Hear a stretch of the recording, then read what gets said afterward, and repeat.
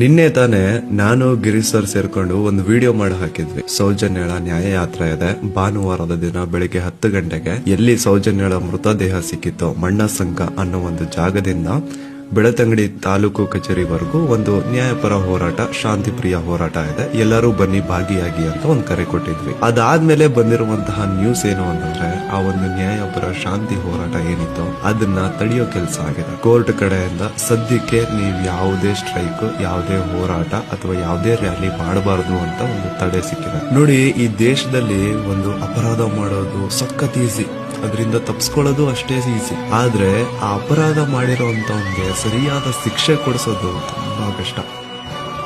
ಅದಂತೂ ನನಗೆ ಚೆನ್ನಾಗಿ ಅರ್ಥ ಆಗೋಯ್ತು.